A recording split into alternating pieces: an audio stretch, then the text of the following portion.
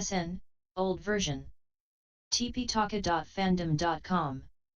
22 Khandha-samyutta-The Clinging-Aggregates. 063, SN.22.73-SN.22.82, SN.22.73 Gratification, N/A, SN.22.74 Origin, 1, N/A, SN.22.75 Origin, 2, N/A, SN.22.76 Herein, 1. Translated from the Pali by John D. Ireland. Happy are the perfect ones, no craving is found in them. Rooted out is the I-conceit, the net of delusion burst through. Attain to freedom from craving, for them the heart is pure. In the world unsullied are they, become holy and free of taints. Having full knowledge of the 5 groups they possess 7 Dhamma domains, true men worthy of praise are they, own sons of the Enlightened One. Owning the 7 jewels, trained in the 3 training, they wander about great heroes, with fear and dread both gone. Endowed with the 10 factors, great beings calm of mind, these in the world are chief, in them no cravings found. Arisen the knowledge of training's completion, this body is their last, and what the holy life's essence is, for that they rely not on another. Undisturbed by the triple conceit, freed from further becoming, attained the stage of self-mastery, they are in the world victorious. Above, across, below, for them no pleasure there is found. They delight in the lion's roar, the Buddhas in the world are unsurpassed. SN.22.77 Herein, 2, N/A. SN.22.78 The Lion, N/A. SN.22.79 Khandha-samyutta Chewed Up. Translated from the Pali by John D. Ireland. Those recluses or brahmanas, bhikkhus, who remember a number of former lives, they all remember one or another of these 5 aggregates of grasping. In the past I had this sort of body, thus remembering, it is just body he remembers. In the past I had this sort of feeling, thus remembering, it is just feeling he remembers. In the past I had this sort of perception, thus remembering, it is just perception he remembers. In the past I had this sort of mental activity, thus remembering, it is just mental activity he remembers.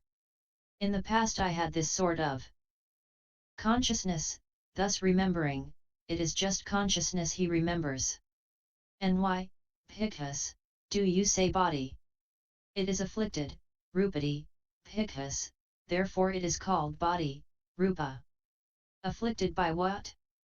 Afflicted by cold and heat, hunger and thirst, afflicted by coming into contact with gnats, mosquitoes, wind, sun, and snakes.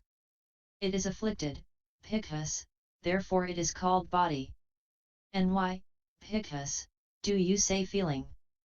It is felt, vedayati, bhikkhus, therefore it is called feeling, vedana. What is felt? Pleasure is felt, pain is felt, neutral feeling is felt. It is felt, bhikkhus, therefore it is called feeling. And why, bhikkhus, do you say perception? It is perceived, sanyanati, bhikkhus, therefore it is called perception, sana. What is perceived? Blue is perceived, yellow is perceived, red is perceived, white is perceived. It is perceived, bhikkhus, therefore it is called perception. And why, bhikkhus, do you say mental activities? They activate that which is formed and conditioned, sankhatam abhisankaranti, bhikkhus, therefore they are called mental activities, sankhara. What is the formed and conditioned that they activate? They activate body in its corporeal nature, feeling in its nature of feeling, perception in its perceptual nature, mental activities in their activating directing nature, consciousness in its cognitive nature. They activate that which is formed and conditioned, bhikkhus, therefore they are called mental activities. And why, bhikkhus, do you say consciousness? It cognizes, vihanati, bhikkhus, therefore it is called consciousness, vinana. What does it cognize? It cognizes sour and bitter, acid and sweet, alkaline and non-alkaline, salty and non-salty. It cognizes Pikhus, therefore it is called consciousness. As to this, Pikhus, the instructed noble disciple reflects thus: I am being consumed by the body now. Just as in the past I was consumed by the body. And if in the future I should have an expectation of pleasure from the body, so in the future would I be consumed by the body just as I am now in the present. Thus reflecting, he has no yearning for a past body, he has no expectation of pleasure from a future body, and towards the present body he cultivates dispassion, detachment, cessation. What do you think, Pikhus, is the body permanent or impermanent? Impermanent, sir. What is impermanent, is that dissatisfying or satisfying? Dissatisfying, sir. What is impermanent, dissatisfying, of a nature to change? Is it suitable to regard as, this is mine, I am this is myself? No, sir. Is feeling, perception, mental activities, consciousness permanent or impermanent? Impermanent, sir. What is impermanent, dissatisfying, of a nature to change? Is it suitable to regard as, this is mine, I am this is myself? No, sir.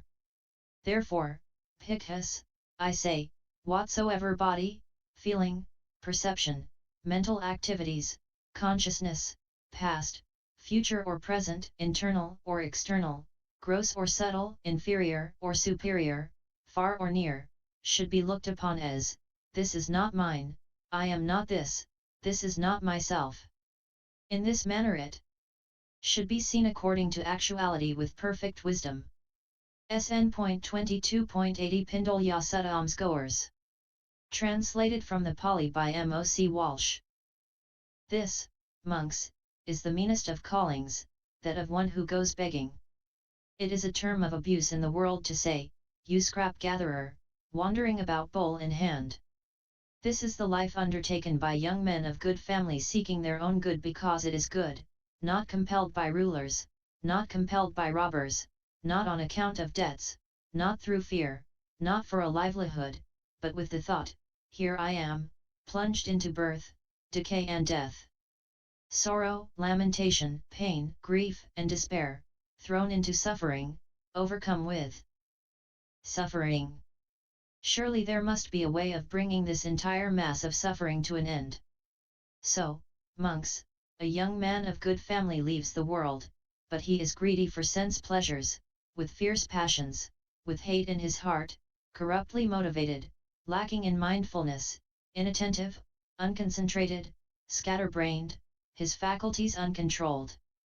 Just as, monks, a funeral torch lit at both ends and smeared in the middle with dung is no good as fuel either in the village or in the forest, that is how I would describe that man who has lost his home and wealth without satisfying the demands of the recluse life. There are, monks, 3 unskilled ways of thought: thoughts of lust, thoughts of ill will, thoughts of hurting.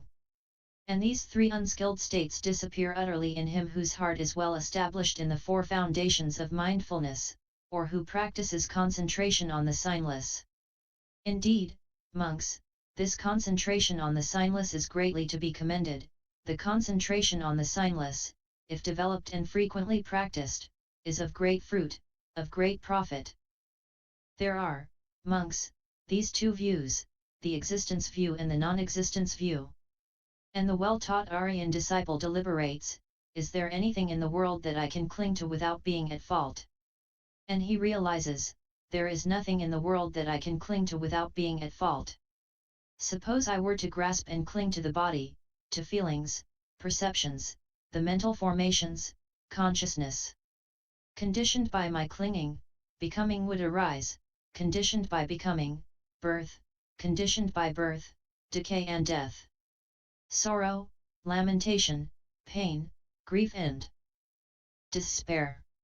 In that way the whole mass of suffering would arise. SN.22.81 Paraliyyaka Sutta, at Paraliyyaka. Translated from the Pali by Thani Saro Bhikkhu Copyright 1997. This sutta is known as the Palaliyaka Sutta in the Thai Tipitaka. I have heard that on one occasion the Blessed One was staying near Kozambi, at Gozada's monastery.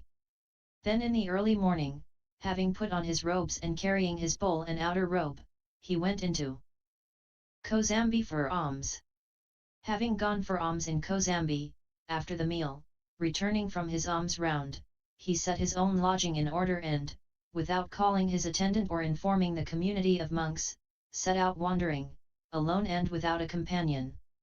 Then, not long after the Blessed One had left, a certain monk went to Venerable Ananda and on arrival said to him, "Just now, my friend Ananda, the Blessed One set his own lodging in order and, without calling his attendant or informing the community of monks, set out wandering, alone and without a companion."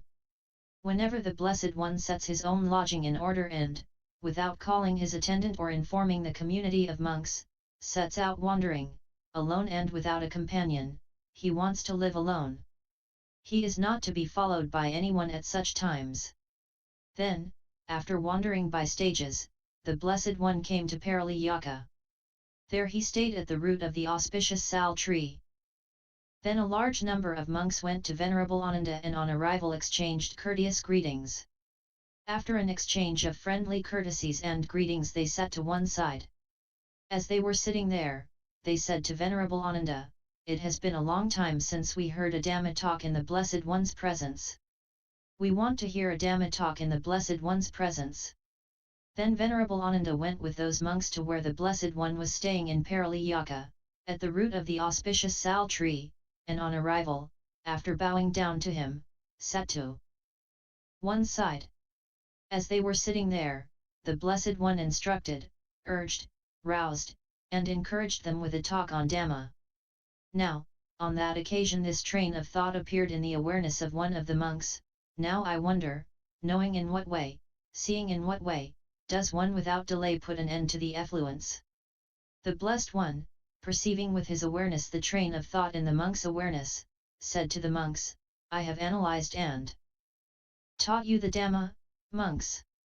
I have analyzed and taught you the 4 frames of reference, the 4 right exertions, the 4 bases of power, the 5 faculties, the 5 strengths, the 7 factors for awakening, and the Noble Eightfold Path.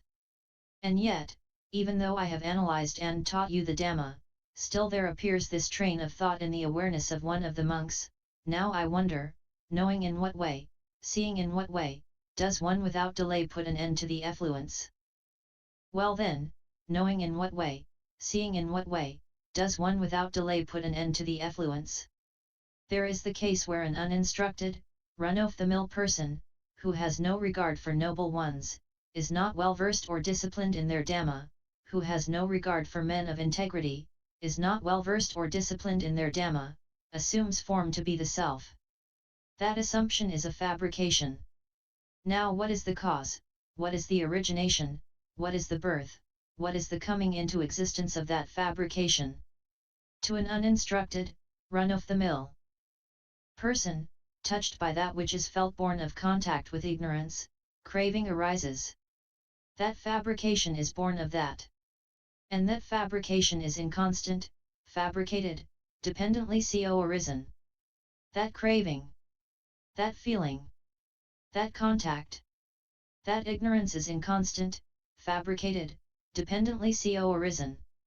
It is by knowing and seeing in this way that one without delay puts an end to the effluence.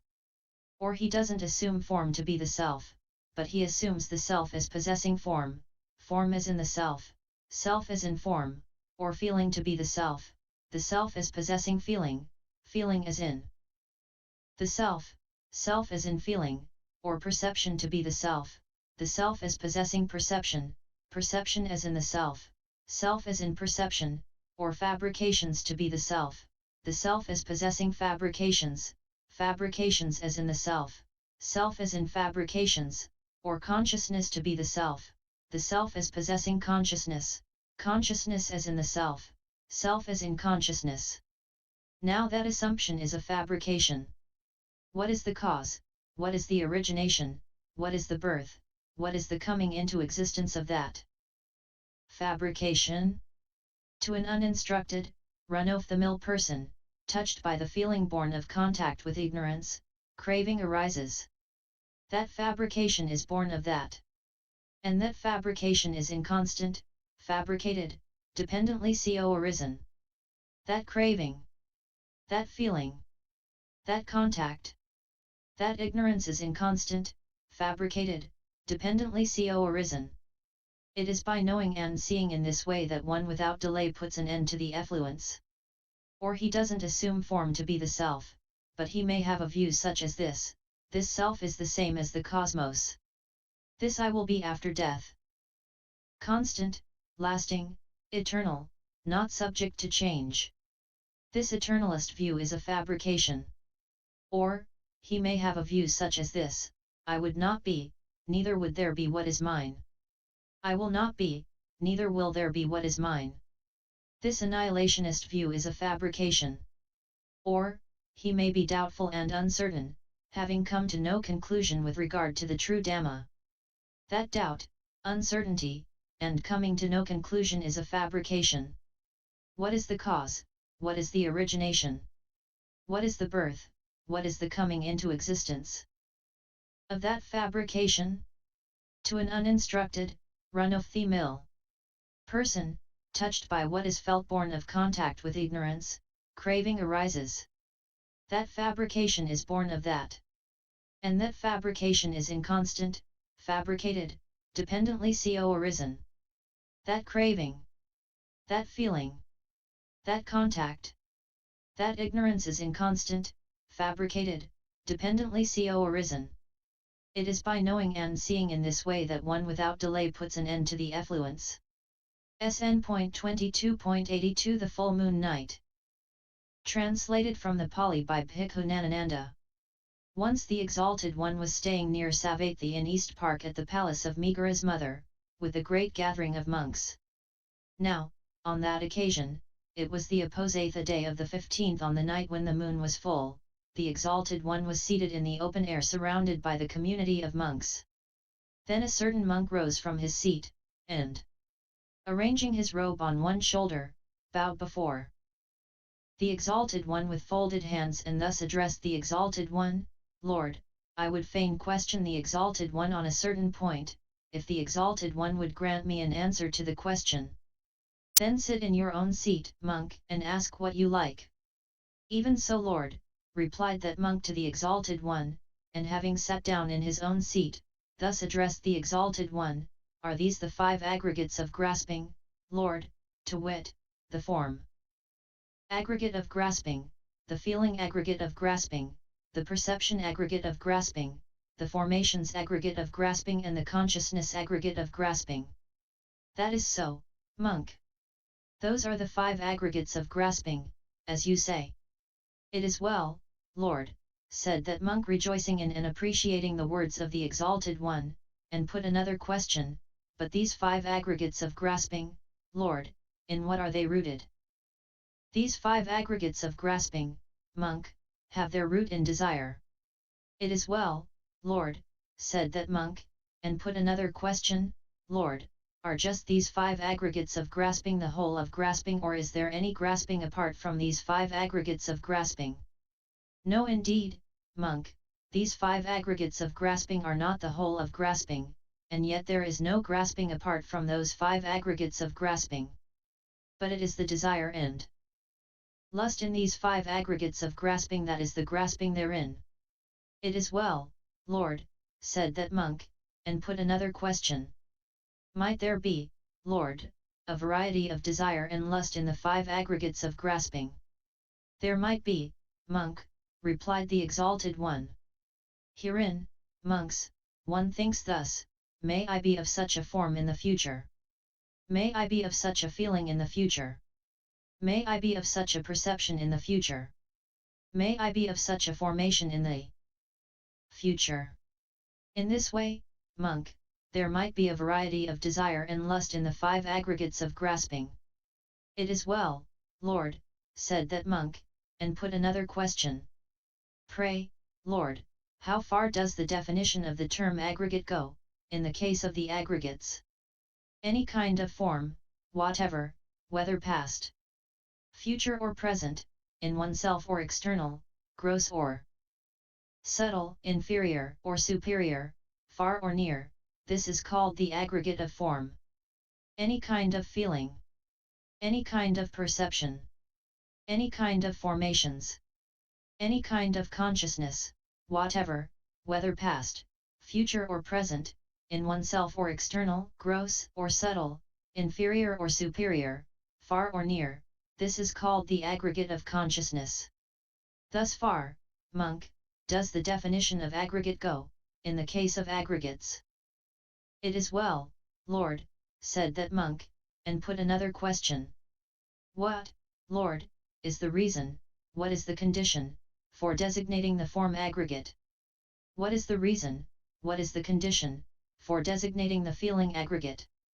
What is the reason, what is the condition for designating the formations aggregate? What is the reason, what is the condition, for designating the consciousness aggregate? The four great elements, monk, are the reason, the four great elements are the condition for designating the form aggregate. Contact is the reason, contact is the condition for designating the feeling aggregate. Contact is the reason, contact is the condition for designating the perception aggregate. Contact is the reason, contact is the condition for designating the formations aggregate. Name and form is the reason, name and form is the condition, for designating the consciousness aggregate. It is well, Lord, said that monk, and put another question. Pray, Lord, how does there come to be the personality view? Herein, monk, the untaught average person, taking no account of the noble ones, unskilled in the doctrine of the noble ones, untrained in the doctrine of the noble ones, taking no account of the good men, unskilled in the doctrine of the good men, untrained in the doctrine of the good men, regards form as self or self as having form, or form as being in self, or self as being in form, and so with feeling, perception, the formations, and consciousness, he regards consciousness as self, or self as having consciousness, or consciousness as being in self, or self as being in consciousness.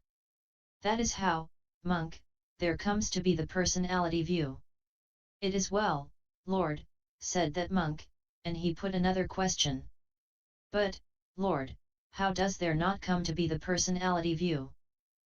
Herein, monk, the well-taught noble disciple who discerns the noble ones, who is skilled in the doctrine of the noble ones, well-trained in the doctrine of the noble ones, who discerns the good men, who is skilled in the doctrine of the good men, well-trained in the doctrine of the good men, does not regard form as self, does not regard consciousness as self, or self as having consciousness, or consciousness as being in self, or self as being in consciousness.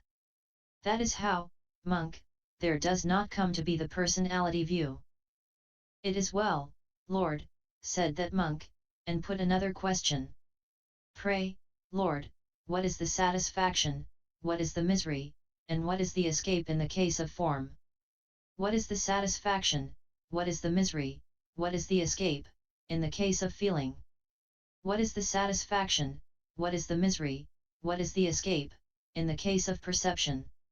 What is the satisfaction, what is the misery, what is the escape in the case of formations?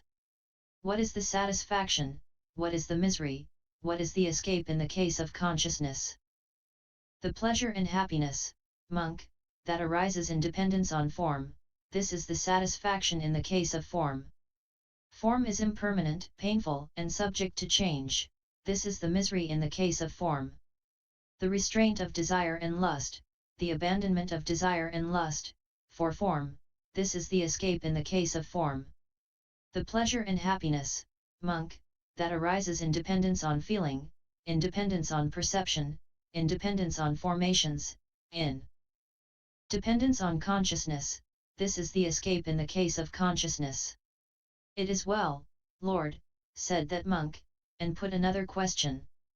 How, Lord, should one know, how should one see, so that in this body with its consciousness and in all external signs, there be no idea of I or mine, no latent conceits therein? Any kind of form, monk, whatever, whether past, future or present, in oneself or external, gross or subtle, inferior or superior, far or near, he sees all of it with right understanding. Thus, this is not mine, this is not I am, this is not myself. Any kind of feeling, any kind of perception, any kind of formations, any kind of consciousness whatever. This is not myself. It is when one knows thus, monk, and sees thus, that there come to be in him no idea of I or mine and no latent conceits, in this body with its consciousness and in all external signs. At that moment there arose in a certain monk this train of thought. So, it seems, form is not self, feeling is not self, perception is not self, formations are not self, consciousness is not self. Then what self will the actions done by the not self touch?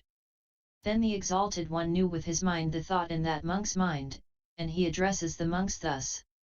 It is possible, monks, that some foolish man, unknowing and ignorant, with his mind dominated by craving, might fancy that he could bypass the Master's teaching thus, so, it seems, form is not self. Then what self will the actions done by the not self touch? But, monks, you have been trained by me by the counter-question method on certain occasions, in regard to certain teachings. Now, what do you think, monks? Is form permanent or impermanent? Impermanent, Lord. That which is impermanent, is it painful or pleasant? Painful, Lord. That which is impermanent, painful and subject to change, is it fit to be regarded thus? This is mine, this am I, this is myself. Surely not, Lord. What do you think, monks? Is feeling permanent, perception, formations, consciousness? Surely not, Lord. Therefore, monks, any kind of form, whatever, whether past, future or present, in oneself or external, gross or subtle, inferior or superior, far or near, all form should be seen as it is with right understanding. Thus, this is not mine, this is not I am, this is not myself. Any kind of feeling, perception, formations, consciousness. Not myself.